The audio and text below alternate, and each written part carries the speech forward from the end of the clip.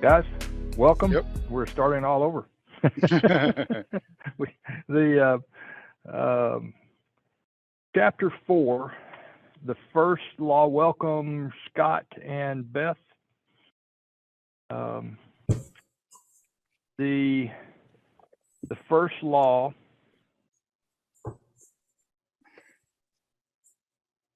make it obvious. What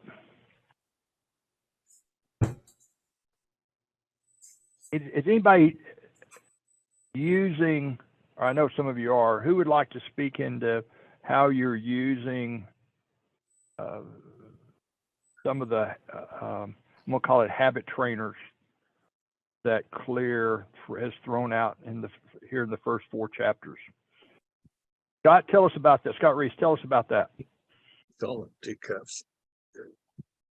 Well, I took the paperclip suggestion you have from the book, and I started 2 cups, my red light cup and my green light cup. And inside are paper clips. I didn't get it done. I did get it done. And I put it in front of me every day. And these are mainly for 2 things: follow-ups on my contact list. So I've created a simple spreadsheet contact list. Eventually I'll turn it into a CRM, but I'm just doing it basic, fast right now. And then I got a series of, kind of following the stop wasting handshakes thing. I got like 6 or 8 milestones. And then every couple of days I go through that list and say who hasn't been touched in, say, 7 or more days. And then what's the next milestone? And if I do that, I get a small paper clip. And then in here I have 3 big paper clips. And for me, if it takes 30 minutes or more for me to individually do the task, that's a big paper clip. It's something I probably don't want to do, but I need to do it. And it takes me some concentrated effort to do. So when I finish one of those, I get a big paper clip. I also put new contact cards in there. So that's I got to get them into the green one before I file them. They got to go on my list. So that's what I'm doing. Are there any rewards attached to the paper clips? Well, I guess the reward for me is I get to tell you I'm crushing my paper clips, and I get to go out. My wife goes, "How's your paper clips?" I'm like, "Got it." Or I go, "Yeah, I'm going to go back in at 9 p.m. tonight and get the last 3. Beautiful, beautiful. Anybody else? Okay, I don't know if this counts or not, but I think it's pretty close.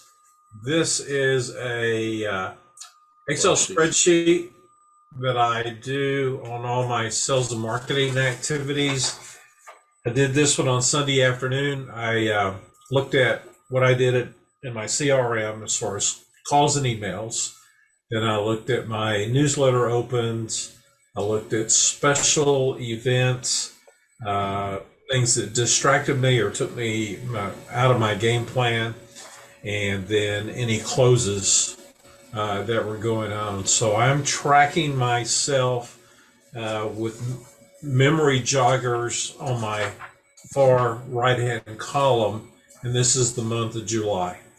So that's my system that I'm using, and then I have it printed out so I don't have to change screens or go look at it. I can kind of jog my memory and say, what's my priorities today? What am I doing? And am I building that into my habits? So it's a psychological reward. Okay, cool. That's cool, yeah. Yeah, George, how you doing? Are you up on the book? Or I know you missed last week, but how you doing? Doing well. I'm not entirely up on the book. I'm a little bit behind on that. I was caught up last week and then got behind this week. Even though I didn't get to actually be here, I got caught up on all the reading and. Okay. So I'm excited going through the first law, and I'm not certain how they rank them there, but I'll keep working on that. Yeah, I think it comes together. It's starting to come together. Like I said, I've listened to it. I've been getting his emails since February, March, and haven't read all of them, read many of them, and I've been applying some different things, and don't know that I've started anything new, but it's helping me drill into a few things that I haven't been doing well. Can anybody explain Anybody want to, who would like to explain pointing and calling? The pointing and calling, he talks about the process known as pointing and calling. I don't recall that one. So I read it this morning. I read this morning, so it's reasonably fresh. I use the Japanese trains and how efficient they are. That's right. Yes, that's right. Yeah. Yeah, from a safety standpoint, the conductor has benchmarks, and he actually verbalizes when they hit a benchmark and says, I'm at this point where I need to either slow down, stop, send a warning, but he vocalizes it.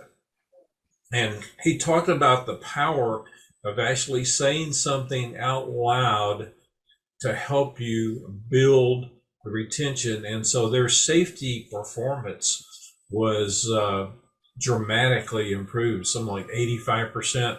And then somebody took it to America, was it New York City? And they did something not quite that full, but their safety improvement was something like 55%.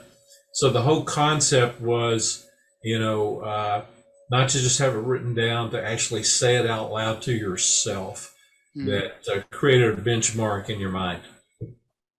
That's where they saved the little girl, right? I remember that. They saved the little girl that was going to get stuck on some super train or something, right? There was a story in there too. I think that's a different book, Mike. It was this one where they saved somebody. Yeah. It was awesome. Those are the same habits that I was taught as a helicopter pilot. Oh, really? So, Tell us so about we go that, through George. the same exact thing flying a helicopter all the time. So you point at it and you call it out. Point at it and call it out. Sometimes you're going to touch it too. Yep. After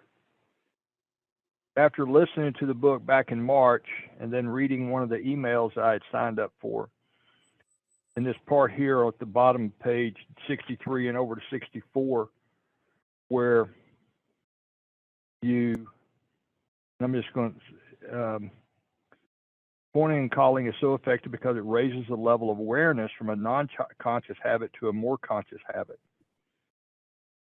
Because the trained operators must use their eyes, hands, mouth, and ears, they're more likely to notice problems. My wife does something similar. So what I've done, I've used it in a habit stacking is the way I've realized I've been thinking about it.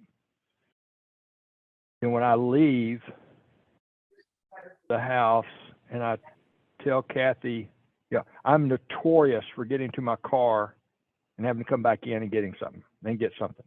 Notorious. I mean, like it rarely, just continuous. And it's horrible. I get so many extra steps in per month that I really don't want to have. So when I tell Kathy, bye, I love you,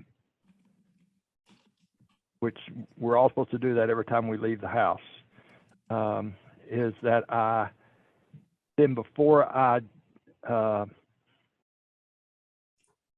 close the door, I do this pat down that I've got headset, I've got my keys, I've got my backpack, I've got my drink. Oh, look what I've got today, Mike. Yeah, DMS. So I've got all it's everything. And you know what? It's working about 50% of the time. About 50% of the time I haven't triggered it right, but I pat it down, and I love what she said. I've got my husband, and my wife had said a little joke about that one. I remember that a few months ago. What else about that? I mean, so George, y'all pointed at a switch, maybe touched it, and you called it out. So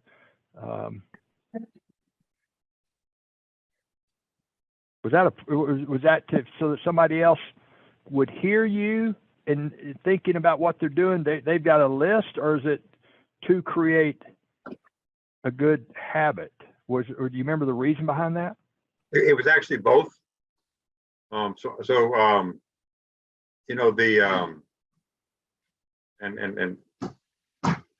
I haven't flown in 20 some years, so some of those things are not as quick off the top of my head, but they're very specific things. There's a checklist. Okay. You know, as soon as you, when you're flying on instruments, as soon as you reach a point that you are heading toward, whether it's in the point in the sky or wherever it is, then you're going to note the time. You're going to be turning or going straight. You're going to be changing altitude. So and there's this sequence of lists, and you go through those things verbally and in your head, and you have a co-pilot who's making sure that you've done the same things also. You know, it's let's say time, turn, tune, talk. I think is the right sequence, if I remember correctly, like that. Like I said, it's been 20 years since I've done that, but it's still there. It's still programmed. When we train, I was an instructor pilot in the military, and we train emergency procedures. There are some emergency procedures you can't physically practice because the likelihood of surviving is very low. And so you do it in your brain entirely. You go through exactly what the steps are. And I was actually had to execute that emergency procedure one time where the likelihood of survival was extremely low. And we all walked away, which is wow. I thank God and thank the military for the training they gave me, because we all walked away from a situation that we should have all been killed. Wow. But that's, you know, and I remember the steps, and it's an emergency procedure. I mean, to give you how simple it is, it's literally, you know, when you're at a point where in a helicopter, as in an airplane or anything, altitude and airspeed are your friend. When you run out of altitude, you know, when you have too much altitude and no airspeed, that's not bad either, because you can gain airspeed. But if you don't have enough altitude and enough airspeed, then you have a problem. And that's where we were in a helicopter. And honestly, the procedure is a memorized procedure, and I've never forgotten it because I had to execute it. Okay. And basically, you look down to the ground and judge your rate of closure with the ground. When it looks like you're going to hit the ground, you pull all the collective pitch to stop your rate of closure and pray that you did it at the right moment, or you're going to die. Wow. Now, we did it right, and I can remember the actual thoughts I had. You know, there wasn't even the time to realize, because we hit the ground in 2 seconds after engine failure. Wow. You know, and so the Wow. first thought I had was not that the engine quit. There wasn't time for that. The subconscious mind took over and trained it, because you train your subconscious mind. My first thought was, because I'd already looked at the ground, it's taking a long time to get to the ground. That was immediately followed by, there's the ground, pulled all the collective pitch. And the third thought was, we're going to hit hard. And we did, but it wasn't too hard. And we just, you know, everything settled, you know, it all worked out. So, but that's what this is about. It's the same, you know, programming your mind. And the military is extremely good about that.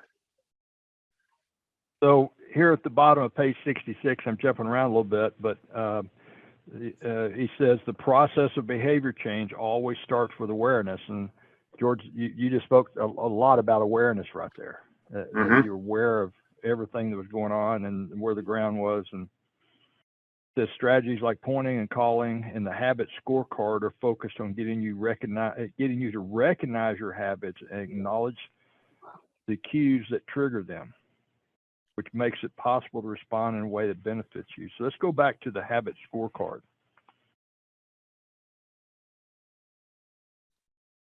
I got a little mixed up into all this. You got, you know, the habit scorecard, because I'm trying to think too much about a different type of scorecard, I guess.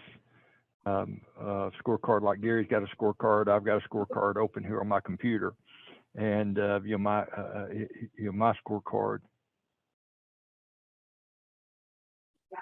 Well, I mean, Danny, there's not one scorecard that fits all, correct? He's not advocating that, is he? Right. No, I get Okay. that. Is that trying to, what am I missing about the scorecard? I mean, I get the point in calling. Oh, you know what? I had 2 pages I just pulled apart. My page 63, my page 64 and 65 was stuck together. Ha! Okay, I got more to read.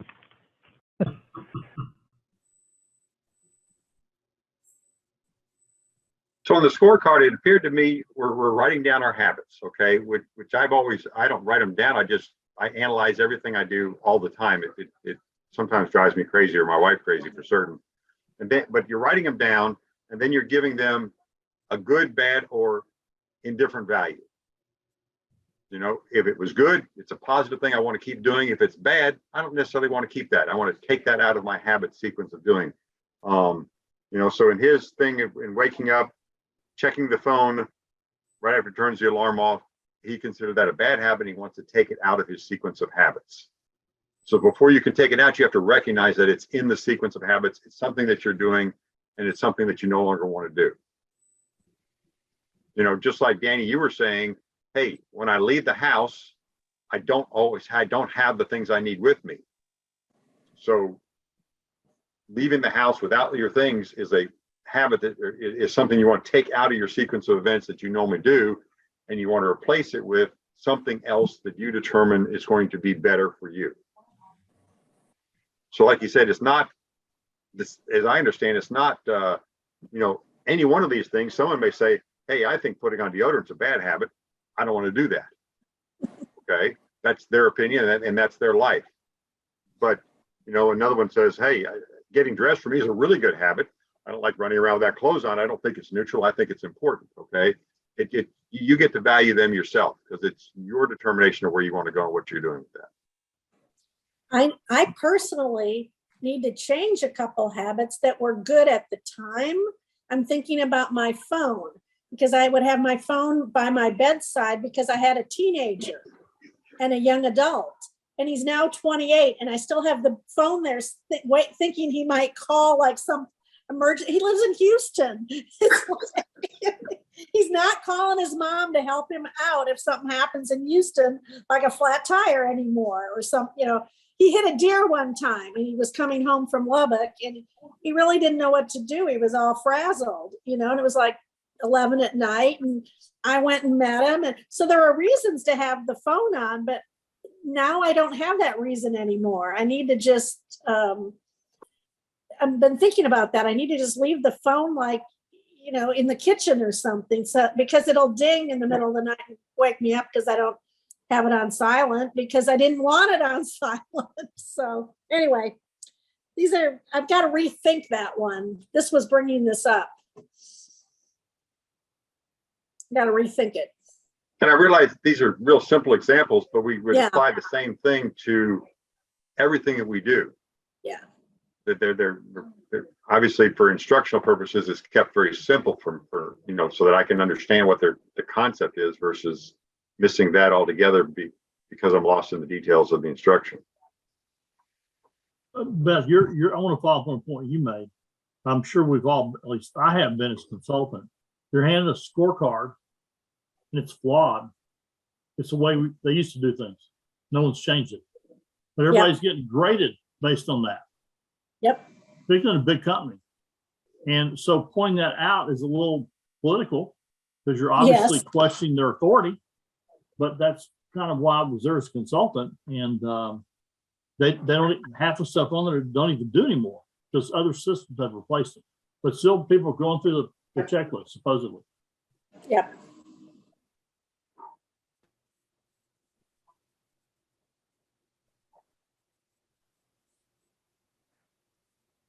So I'm going to take this book to be a refresh for myself that way. Just check on things.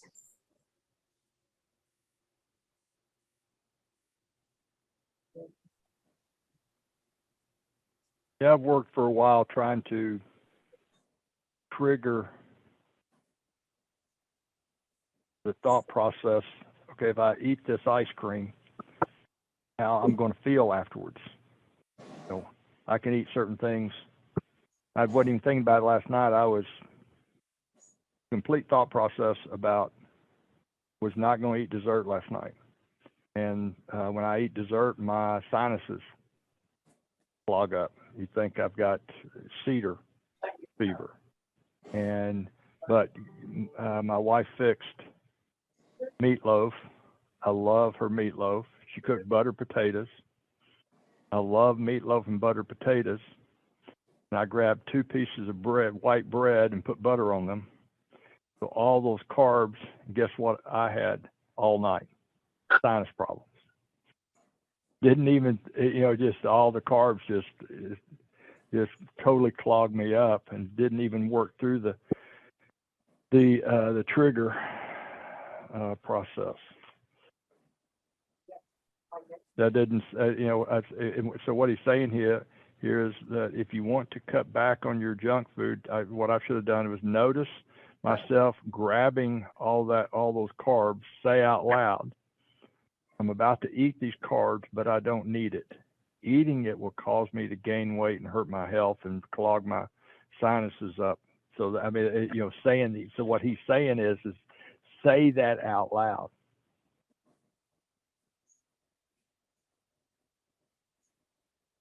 Hearing your bad habits spoken out loud makes the consequences seem more real. It adds weight to the action rather than letting yourself mindlessly slip into an old routine.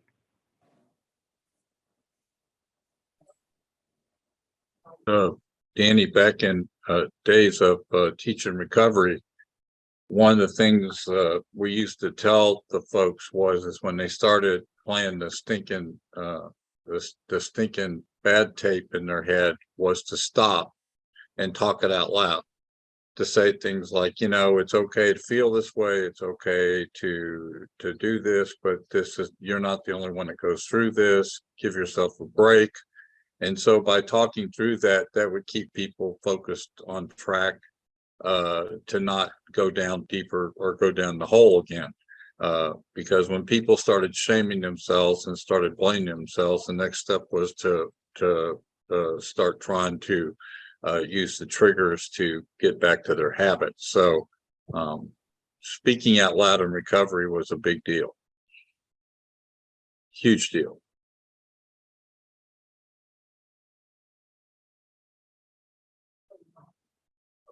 That old Okay. stinking thinking. Thinking What was that, tape. Scott? Stinking thing, yeah. Thinking. Guys, let's move on into chapter 5. We're only 30 minutes into this, so let's move on into chapter 5 and slowly kind of go through that there a little bit. We won't get through it, but anything else on chapter 4 I should have said?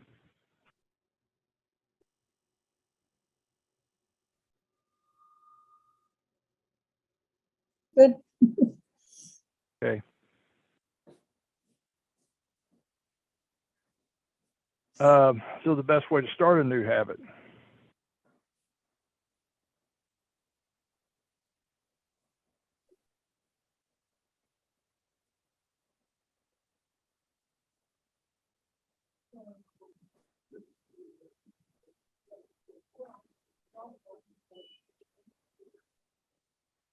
So they took these control groups. First group, they simply asked them to track how often they exercise. Then the motivation group, they were asked not to only to track their workouts, but to read some material on the benefits of exercise. Then they had the third group. These subjects received the same presentation as the second group. However, they also were asked to formulate a plan for when and where they would exercise over the following week. Specifically, each member of the third group completed the following sentence. During the next week, I will partake in at least 20 minutes of vigorous exercise on X date at X time and X place. 91% exercised in the third group versus 35 and 38 in the first two.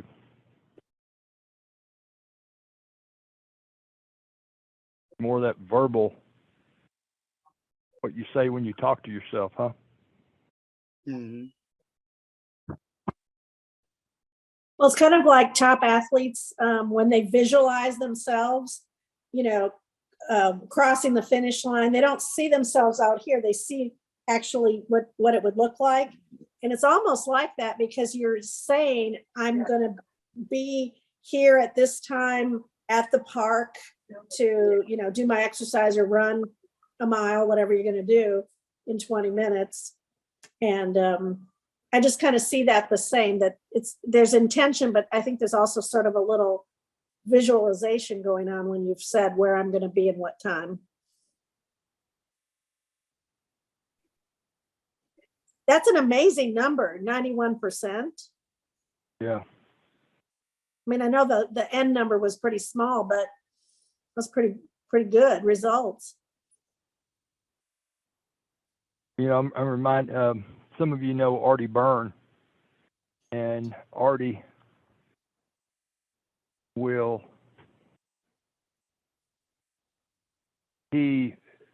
he comes on, he'll be on today at 4:30 on my call, the check-in call, and he's using his version of the scorecard that we've put out, and he's the best that I've seen at. He fills it out ahead of time, what he's going to do that week, how many networking meetings, how many people he's going to go to, how many people he's going to meet total for the week, and how many people at each networking meeting. It just goes down through the list of, there's about 12 different things that we've got on this, and his is a little bit different than mine, but I put it on there and plan out my week, but he calls it out. Like when he calls in today, he will tell me all that he's done and all that he's going to do looking at his scorecard. Isn't he in the Bahamas with his wife right now? Next week. Okay. Next week.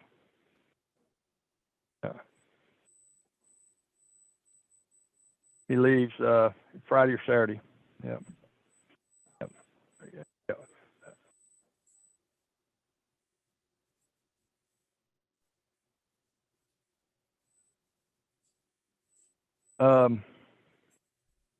Well, that's right. He's not going to be calling in today because we're meeting over here at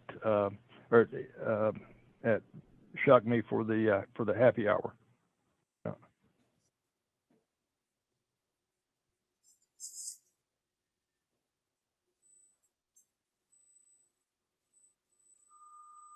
On bottom of page 70 into 71, the punchline is clear. People who make a specific plan for when and where they will perform a new habit are more likely to follow through. Too many people try to change their habits without these basic details figured out. We leave it up to chance and hope that we will just remember to do it or feel motivated at the time.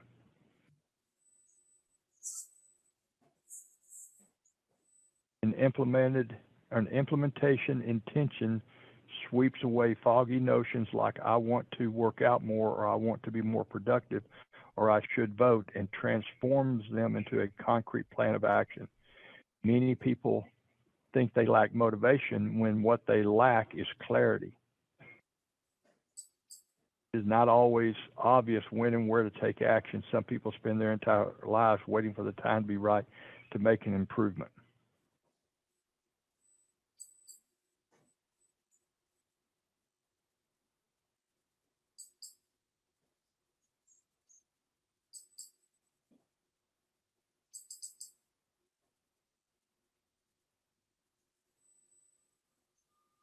Then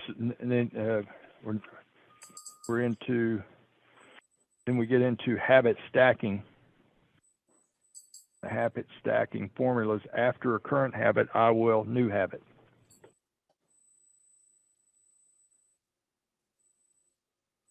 I think I've mentioned on here before that I used this a few weeks ago I need to spend more time in my CRM. So every time I open my computer, every time I put my finger here for my fingerprint for my screen to pop up, first thing I go to is my CRM before I go to any other program. That has me I'm spending 3 or 300%, 400% more time in my CRM because of that. Even if I open it up and move on, because I need to get to my email, or I need to get to another program. That has got me in the habit of living more in my CRM.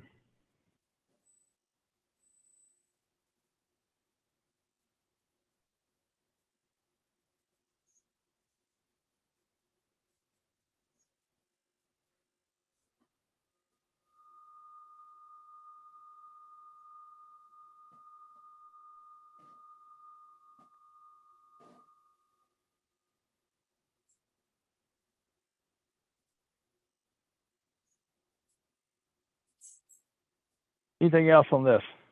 Quiet. You're quiet today.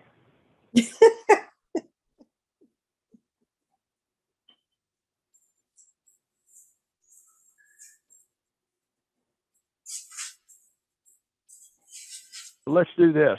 Let's wrap this up. Well, one thing I'm trying to figure out in my head is Yeah.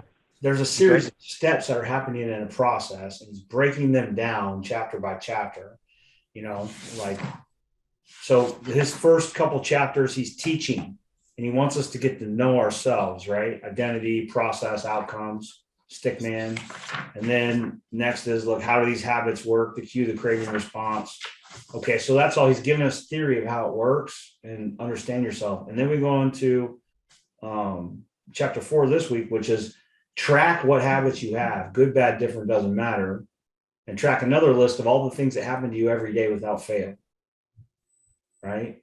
And then once you have that, it goes into the next chapter, which we're talking about today is, okay, now there's something in the middle, which is what do you want to change? Start to add the change, pick habits in your day and start to add change to those habits as a new action.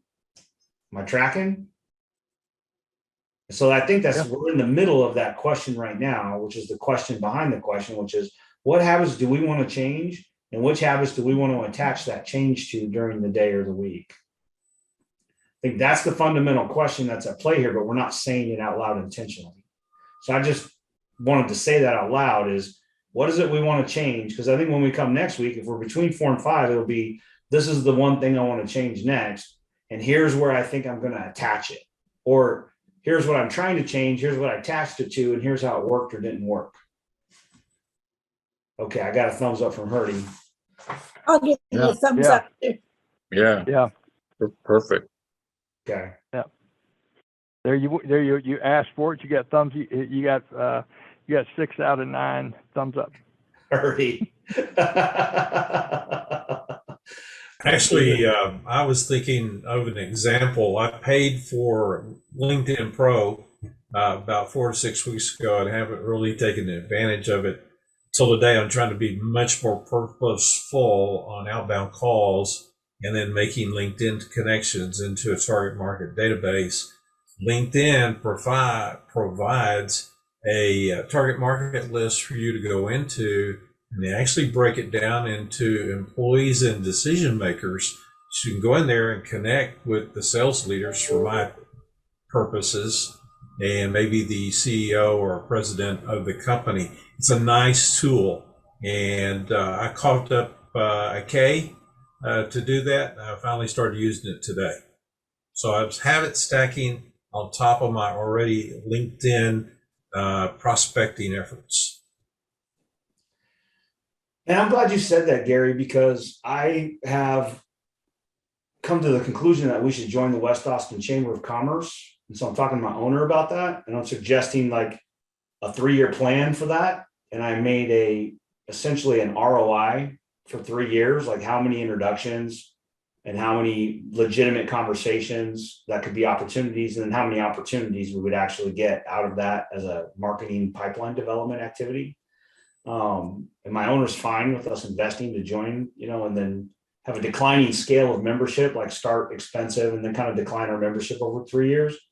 But I'm going to have to dedicate the time very intentionally to work with the chamber president and the board and start working the network list of the chamber as an initiative, and not try to do 3 other things at the same time, but build it into a weekly habit so that I'm starting to work that pipeline and prove out the ROI that Fran and I sat down and kind of brainstormed what the network of the chamber could do for our company for introductions.